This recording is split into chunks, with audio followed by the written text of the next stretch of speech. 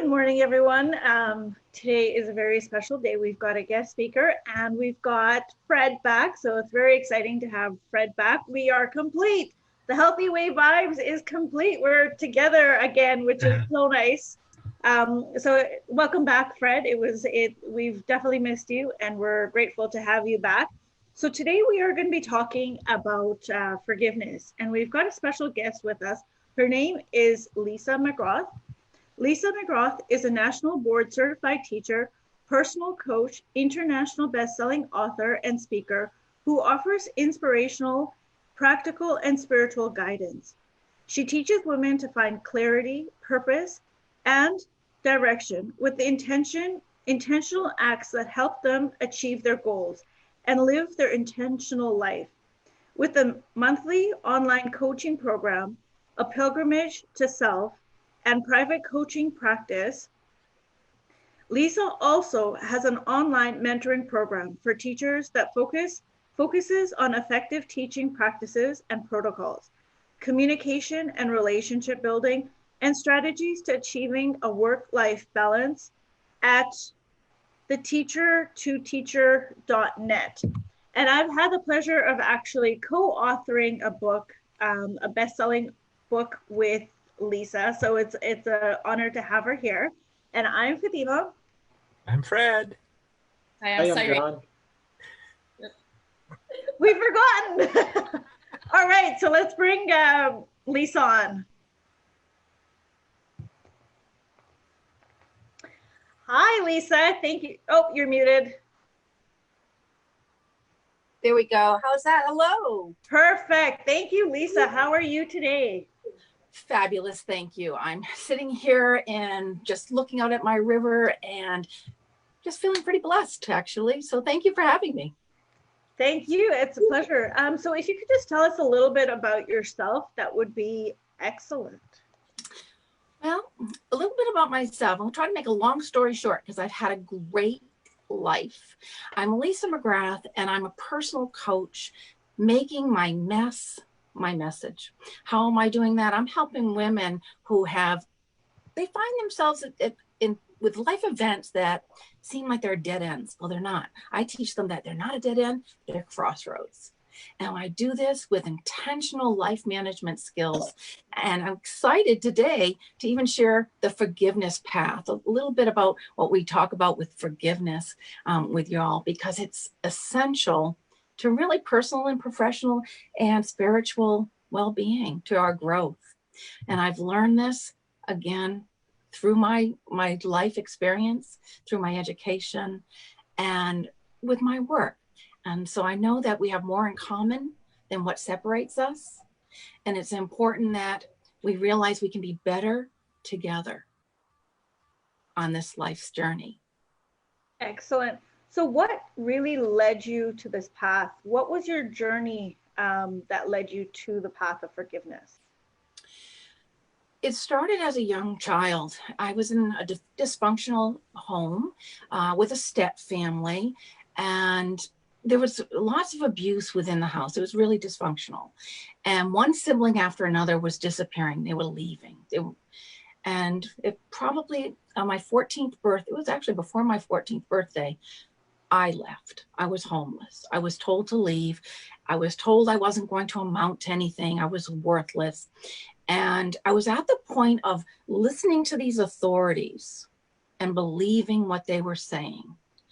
And I thankfully had an aha moment that I had more control over my life than what other people could do to me. However, my path continued. I fell in love at a very young age. I got married. I had children. I was going to prove to my stepmother that there's a right way to do things and that I could be perfect. And I was going to teach her how to be perfect. Well, it wasn't perfect. My marriage ended in a divorce that was, it was very abusive at the end of my marriage. So much so that I never thought I would love again. I never thought I could forgive. And for many years, I'm going to be honest, I didn't. And so as I carried around this burden, it took its physical toll on me. And one bad thing after another was happening with my physical health. And that's when I realized that I wanted to live, and I needed to live intentionally, and I needed to heal myself. So my journey began with a pilgrimage to healing, and forgiveness was just one of those paths I had to walk down. Excellent. It's interesting how it usually takes tragedy or, a life altering moment for us to really look inside of ourselves and to be able to forgive. And so, what does forgiveness mean to you, and how do you use forgiveness? So, like I said, I had to learn to forgive, and I had to do it for myself. And I realized, and I've said this before, it's like brushing my teeth. It was a practice I had to do every day. And I still have to remind myself to do it every day, because we're human beings and we make mistakes. And I was a perfectionist. I'm a recovering perfectionist. Okay. And in that perfectionism, nothing was ever, it wasn't right. My standards were really high. And until I realized that it doesn't have to be perfect, it can be excellent. It doesn't have to be perfect. I just have to get it going. And so now that changed. It was like a paradigm shift that changed my perspective on every area of my life. Because now my standards were still high, but I wasn't placing blame on other people. I wasn't playing the victim. I was taking back control. I decided I was going to be the author of my own life. And that what I wanted, not what other people wanted for me, not what other people told me I needed to do or not do, but what I wanted. And I wanted healing. I wanted to live. I wanted to feel joy and happiness. I had to do it for myself. So I believe forgiveness is that deliberate decision that you're going to do it, because whatever you're thinking about, you're putting power to. Mm-hmm. Those thoughts are creating your feelings. Those feelings are creating your actions. And if that's where I wanted to live, I was going to remain in that rut. But as soon as I deliberately, intentionally, I made the decision that I'm going to forgive for me, not for anyone else. I'm forgiving for me. I'm not forgetting the offense. I'm not condoning, but I'm learning. Mm-hmm. That was like the aha moment that put me on this journey of, wait a minute, if I could do it, which I never thought I could, if I can do it, so can others. And they don't have to go through the years of pain and sorrow that I did, and the physical ailments. They can do it much sooner. And so if I can help someone do that, then I feel like my mess is my message.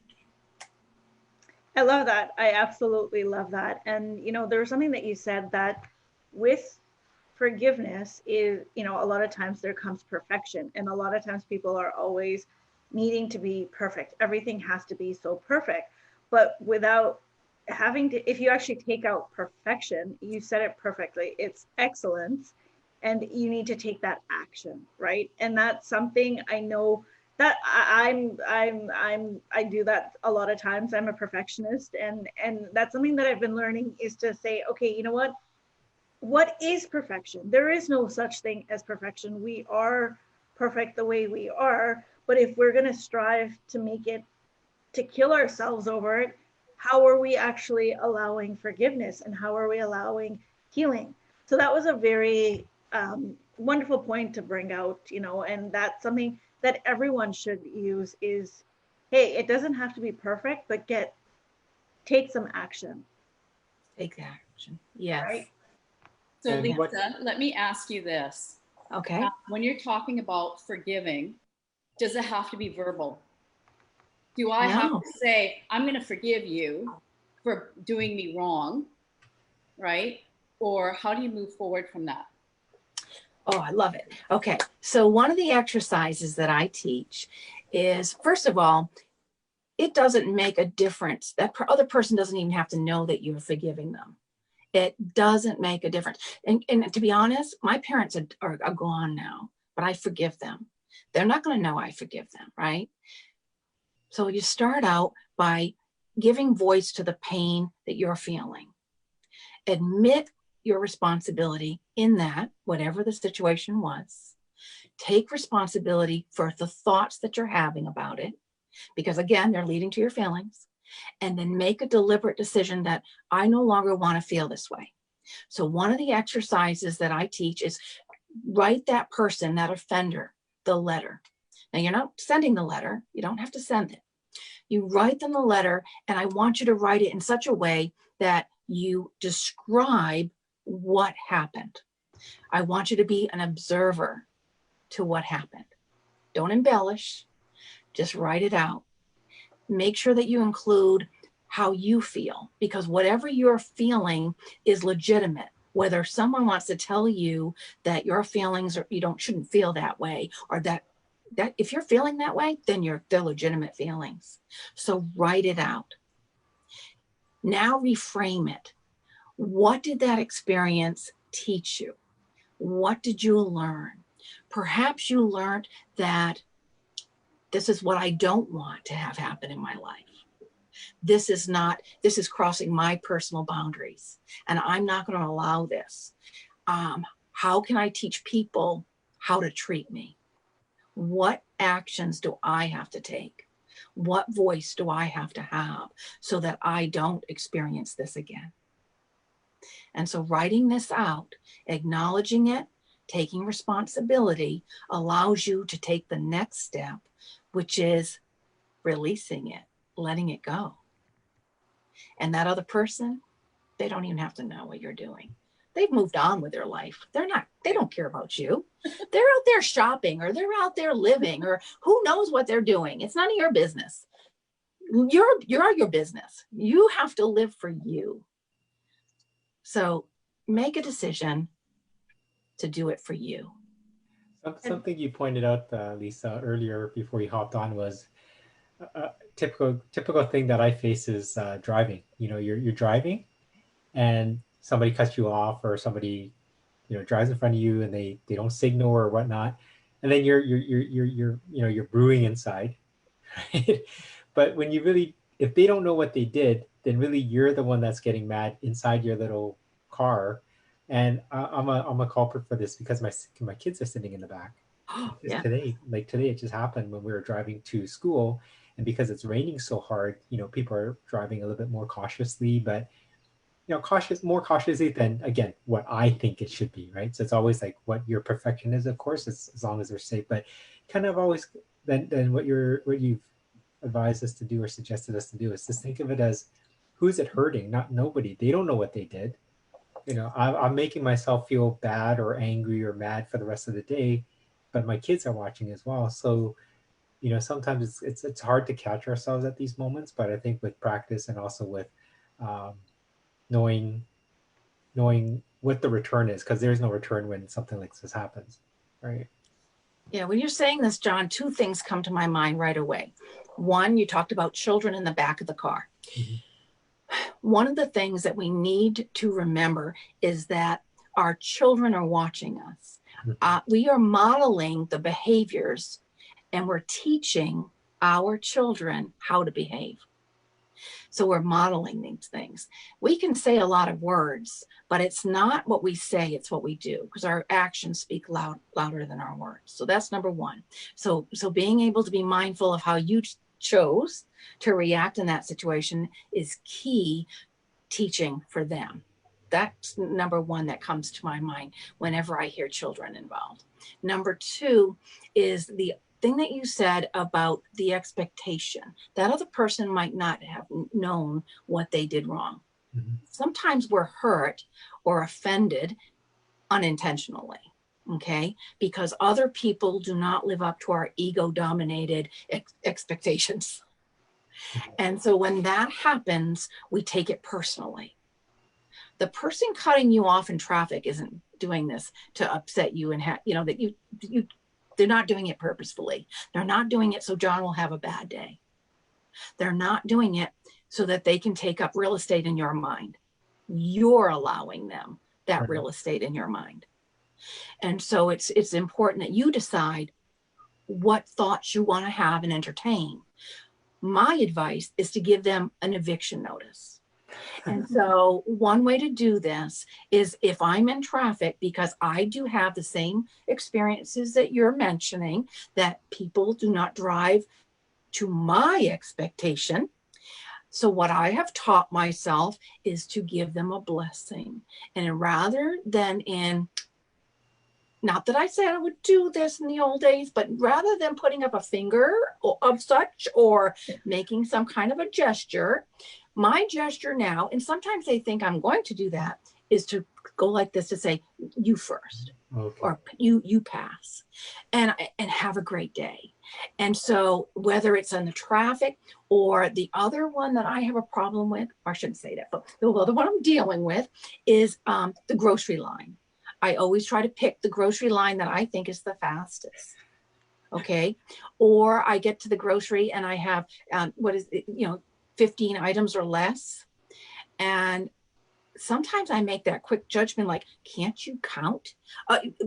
Because the person in front of me doesn't have, so I'm offended by this, right? My time is precious to me. But then I say, you know what? I'd rather do this with love and kindness, because I believe there's more power in love and kindness. And if I can let that ripple, think of that stone that you throw into the water, it ripples. I want that to come back to me. I would rather put out that energy than to put out the anger.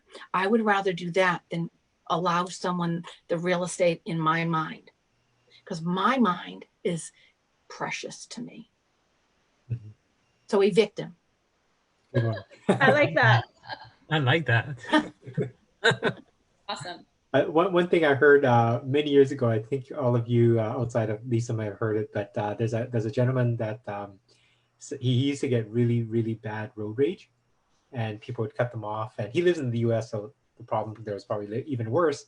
And what he found was, you never know what that person is doing. You never know if he's actually rushing to go see his child that was just in the hospital, or rushing home because his wife's giving birth. So you don't know. So give them the benefit of the doubt. But when someone cuts them off, instead of doing what you're saying, give them the bird and all that, he pulled up beside them and he just turned to him and smiled and go, hey, and have a good day. And the other person, sometimes they knowingly cut them off, would just be startled because they expect the anguish to come back. But then they actually wave back, even if their face is angry, their natural intention, their body's to wave, even though their mind's not processing it yet. So that was something I tried to do more and more of, is I don't wave, but at least, have that split second of giving the benefit of the doubt of why that person is driving slow, or came out in traffic, or made a legal U-turn. You never know what's going on. Mm-hmm. Exactly. Mm-hmm. I love that. Fred, did you have a question for Lisa? At the very beginning, Lisa, you were saying that it is not a dead end, it's a crossroad.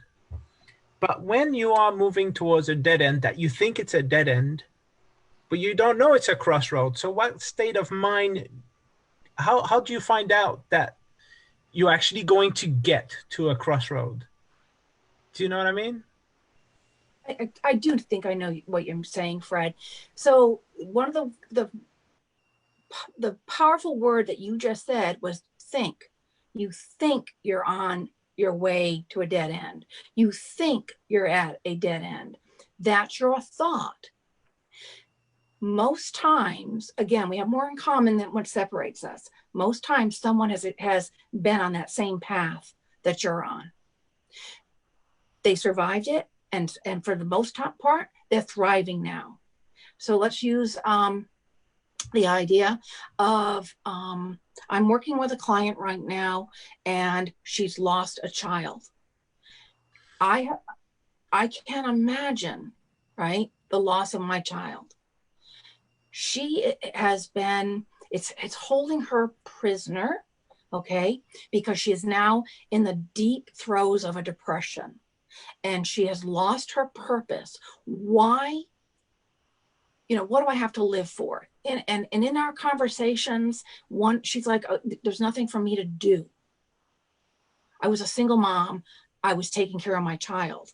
Well, right now it's like she has blinders on, so she doesn't see the bigger picture. And so there is more for her to do. And she's not at a dead end. Sometimes it takes someone else, an accountability partner, or someone that you're talking with, a therapist, a coach, a mentor, a friend, to point out to you, there's an option. You can pivot. And you can make the choices in that pivot. You can make the choices of what direction you would like to go in.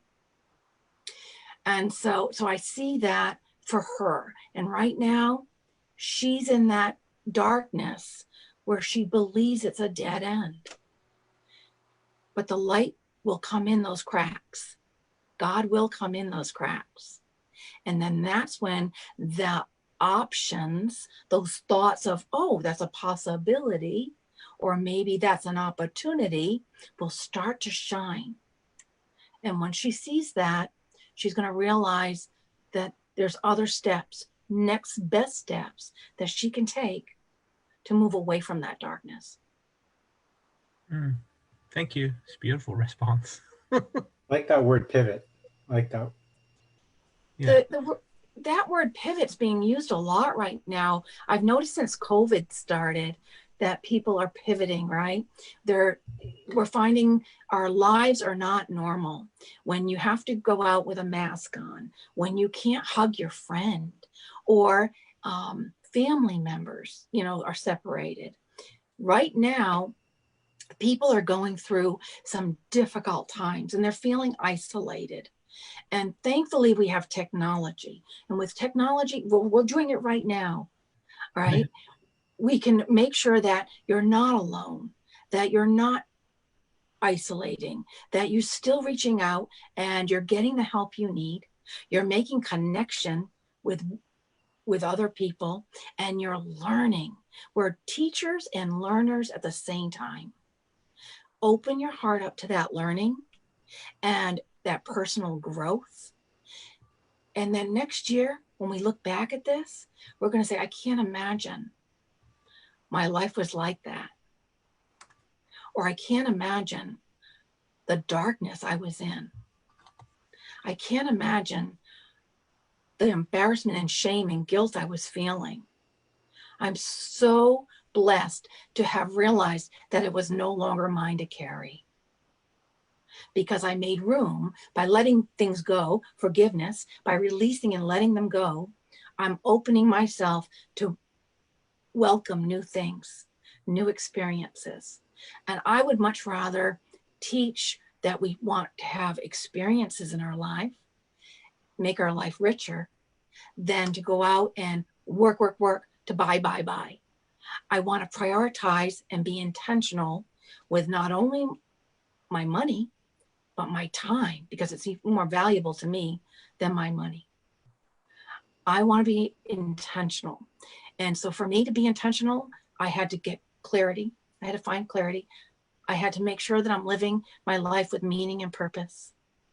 And I have to give back to be of service. And when I do that, that's my definition of me being successful.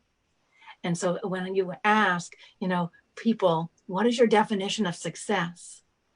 You can hear lots of definitions. Mm-hmm. And a lot of time, someone's going to tell you a financial bank statement. They're going to talk to you about accomplishments. A lot of times they forget that it's the relationships that they have in their life and the experiences that they have. And the more you enrich your life with these experiences, with the communication and relationships of people, the stronger you are to forgive, the stronger you are to go down that gratitude path, and then stronger the strength of pivoting and finding those new possibilities. So now, do you have a daily ritual that you perform in terms of forgiveness I know that you were mentioning that you would write a letter. And so do you burn that letter? What do you do with that letter? But then beyond that, do you have a ritual or routine that you share with your clients? So, matter of fact, The Power of Everyday Routines is an ebook that I have. And yes, I have routines, systems that I have learned that help me cope and be stronger, because my physical, mental, emotional, and spiritual health are my foundation. That's what I'm going to build my life on. That's how I'm going to heal my life. Okay. So I have morning routines. For me, I have a prayer practice, and I'm a prayer chaplain at my church. And what I do is I pray for others. And so by praying for others, I'm opening myself up for empathy and compassion, right? But one of the things that I also do is I have a meditation practice. My theory, and I believe I've read lots of other people that have the same theory, and so that's why I love it, because it agrees with what I believe. And that is, when I meditate, I'm quiet and I'm actually listening. And that's when I'm opening myself up to the God whispers. And so I'm not just doing all the talking. So I have my morning prayer practice, I have my meditation practice, and I have a journaling practice that's very important to me.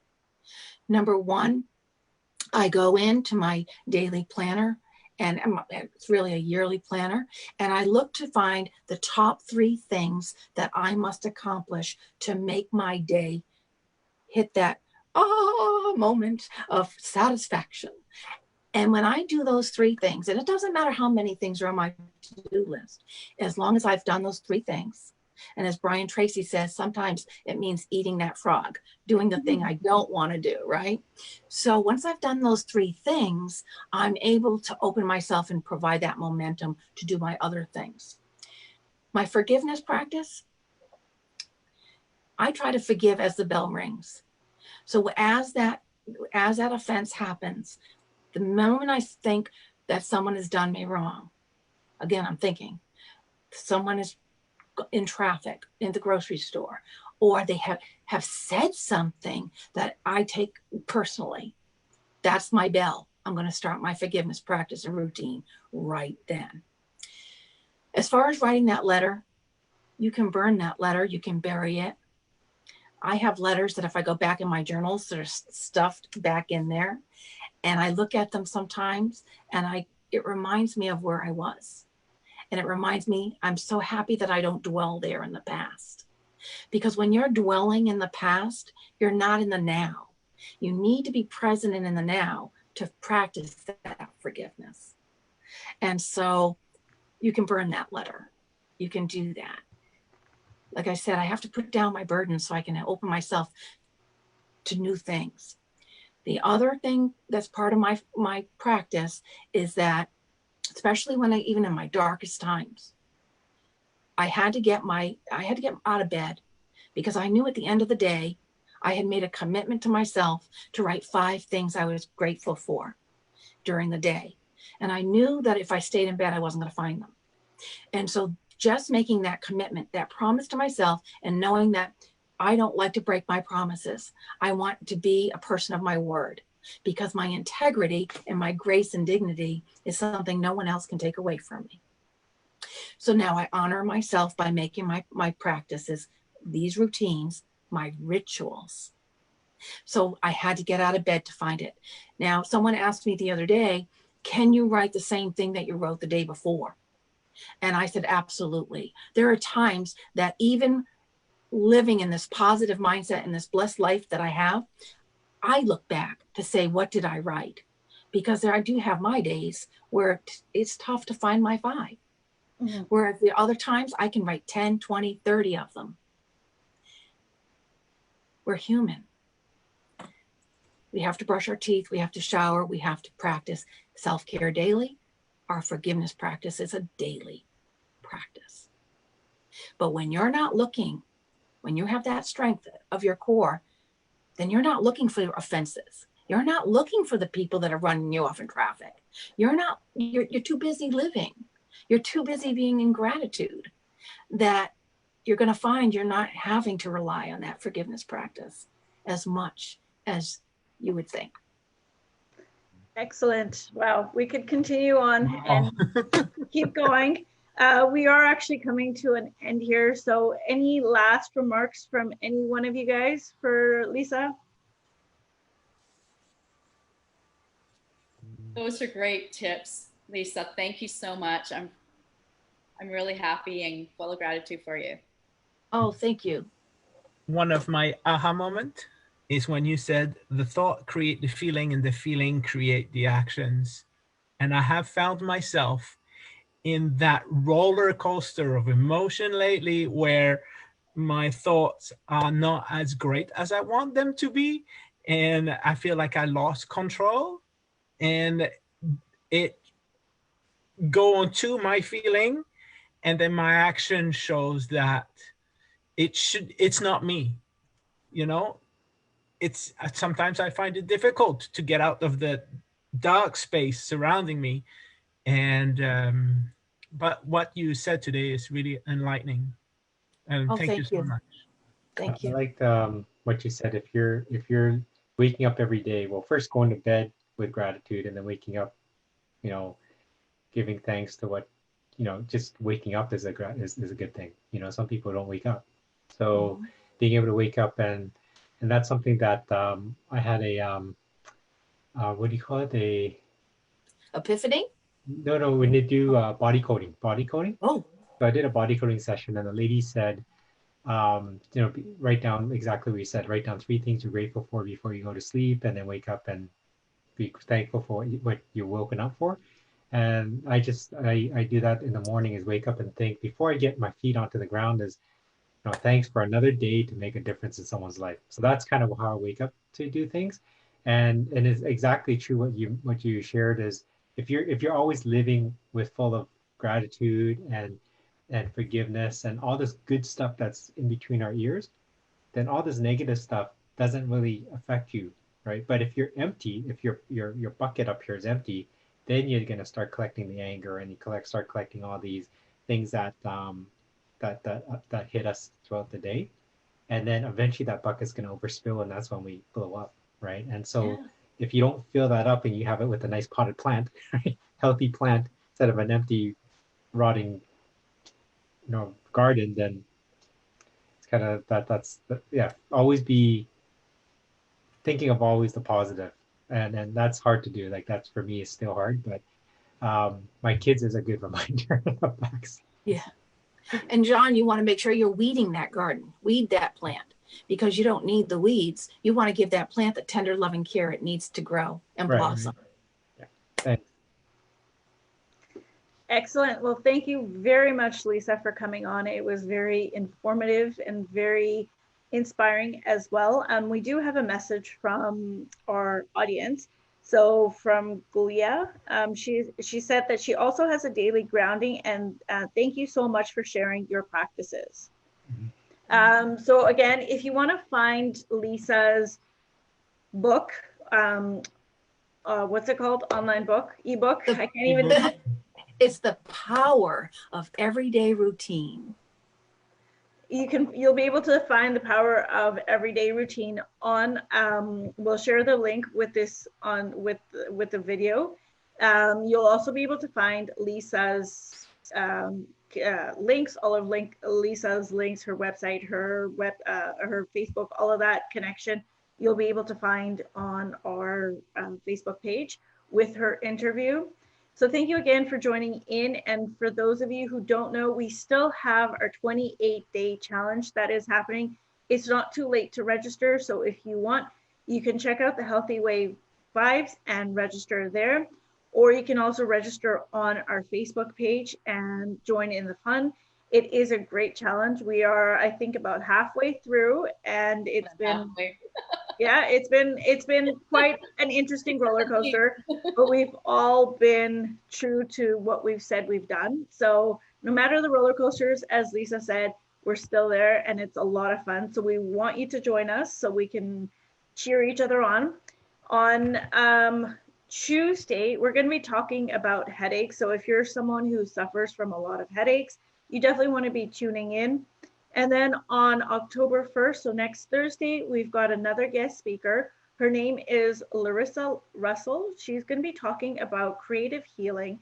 She's also a best-selling international author, and so you'll get to find out more about her. So again, if you have any comments, questions, please put them in the comments below and we will get back to you as soon as possible. Thank you again, and we'll see you again. Bye for now. Thanks for tuning in. Thank you, Lisa. Thank you. Thanks, Lisa.